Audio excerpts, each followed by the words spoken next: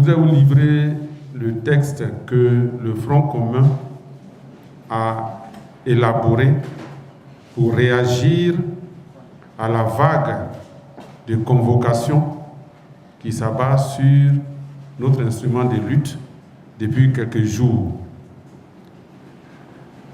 Point de presse du Front commun relatif à la convocation des cadres du PPACI et du PDCI. Le présent point de presse porte sur la convocation des cadres du Front commun à la préfecture de police d'Abidjan.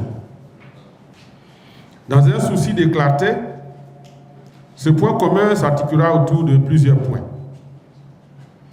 D'abord les faits.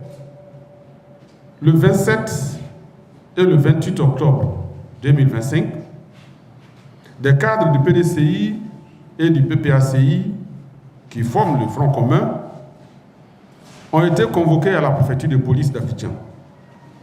Il s'agit, pour le PDCI, des personnalités suivantes. 1. Noël Akossi Benjo, ancien maire du Plateau, vice-président du PDCI et coordonnateur général des activités du PDCI, membre du comité de pilotage du Front commun. 2. M. Sylvestre Emou, député maire de Port-Boué. Il est le secrétaire exécutif, chef du secrétariat exécutif du PDCI. M. Augustin Dia Oufoué Yohou est député PDCI de Yopougon. M. Alain Cocotré, ancien ministre, il est directeur du cabinet du président du PDCI. M. Roger Bia est le directeur général du PDCI et il est membre du comité opérationnel du Front commun. M. Jean Kouakou Nyarangbe, ancien maire de Yamoussoukro, est sénateur. Il est le haut représentant du président du PDCI dans le district de Yamoussoukro. Pour le PPACI, il s'agit des personnalités suivantes.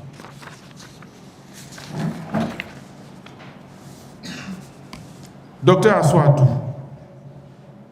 âgé de 81 ans aujourd'hui, ancien ministre, ancien député, premier vice-président du PPACI.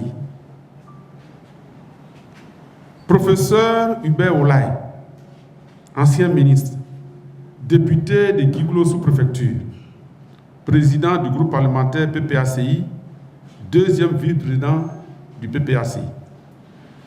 Dr Kone Katina Justin, ancien ministre, président du Conseil stratégique et politique du PPACI.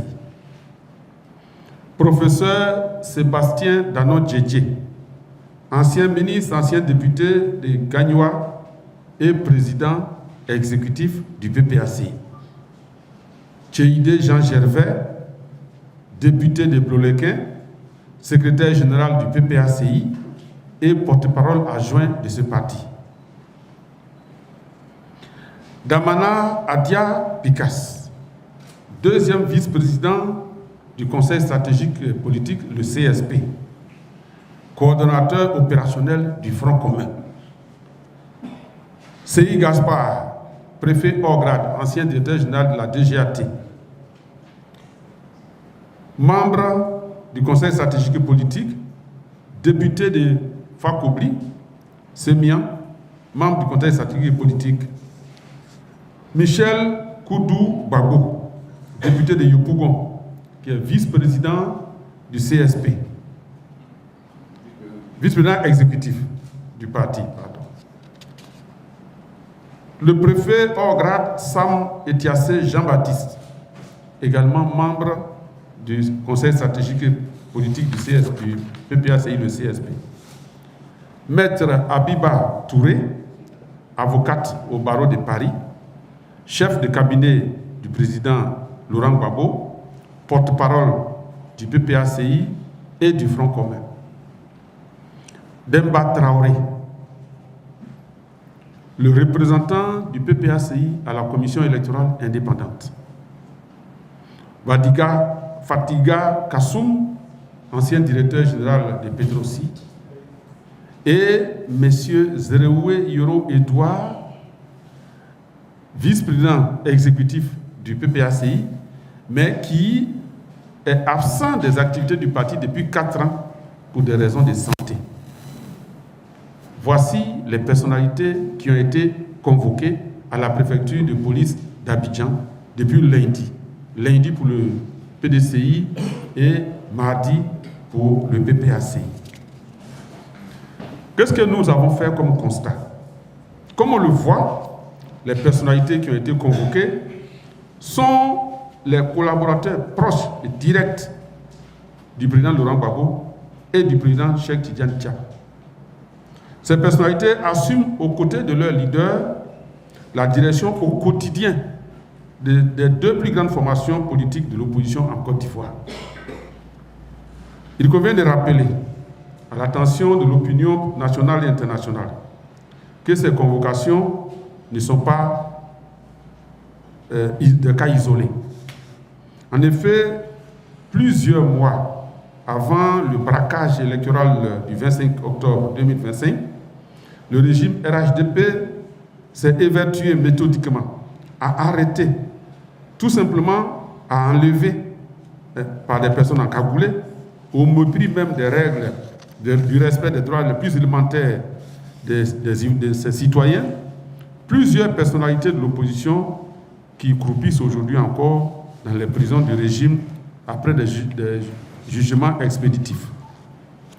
Notre pays, la Côte d'Ivoire, est donc devenu, depuis 2011, une prison à ciel ouvert, où la moindre voix discordante, qui ne fait pas les louanges du président Ouattara, expose le citoyen à une poursuite judiciaire.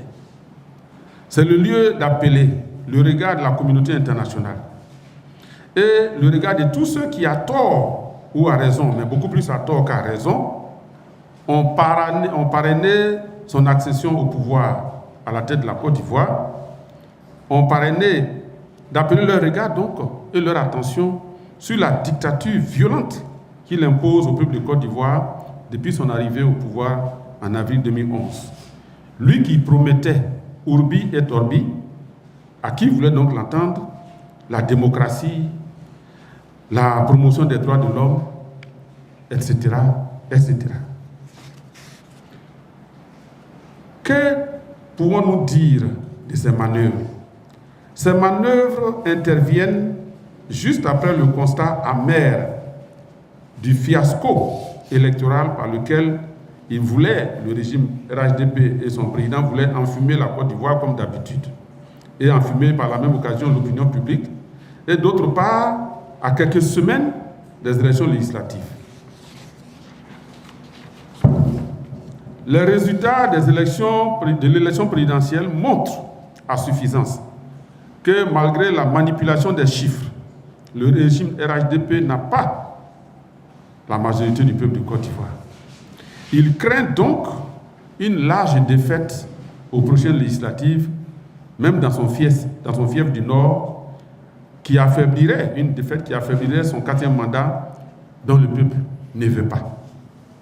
La stratégie qui est cousue de fil blanc consiste donc d'empêcher les cadres du Front commun, les députés sortants en particulier, ou toute autre personnalité de ce Front commun, influente dans leur région, de se porter candidat aux prochaines élections législatives par une mise sous contrôle judiciaire. Par ailleurs, l'objectif principal du président du RHDP, c'est de mettre sous le ténoir les principaux partis de l'opposition que sont le PDCI et le PPACI, pour instaurer à l'abri du regard et des voix critiques le parti unique dans notre pays, parti unique auquel il semble mieux s'accommoder. Dans cette optique, nous n'excluons pas qu'après avoir arrêté tous les cadres du Front commun, notamment les principaux responsables des partis, des directions de ces partis, l'étape suivante soit de s'en prendre au président Laurent Gbagbo et au président Cheikh Tidiane Thiam du PDC. Au total, le Front commun voudrait rappeler à ses militants et sympathisants, aux Ivoiriens et aux Ivoiriennes, ainsi qu'à la communauté internationale, qu'il reste opposé toujours au 4e mandat anticonstitutionnel et illégal de M. Alassane Ouattara. Et que rien ne saurait l'en détourner, ne saurait le détourner de cette exigence constitutionnelle. Il nous revient à l'instant, avant d'arriver dans cette salle, que les poursuites engagées contre les cadres du Front commun seraient suspendues. Le Front commun saisit cette occasion de l'information éventuelle de la suspension de ces poursuites pour demander que le régime RHDP arrête ici et maintenant ces poursuites illégales, ces persécutions judiciaires illégales. Et demander par la même occasion la libération immédiate et sans condition de tous les manifestants qui ont été massivement arrêtés et qui croupissent aujourd'hui dans les prisons. En tout état de cause, le président Laurent Gbagbo et le président Cheikh Tidiane Thiam restent ouverts au dialogue qui est la seule voie pour sauver la Côte d'Ivoire de l'abîme vers laquelle le régime RHDP semble vouloir l'entraîner. Le Front commun invite donc ses militants et toutes les personnes en Côte d'Ivoire et ailleurs qui sont éprises de justice et de paix et de démocratie à rester mobilisés et à rester à l'écoute des mots d'ordre qui viendront. Je vous remercie.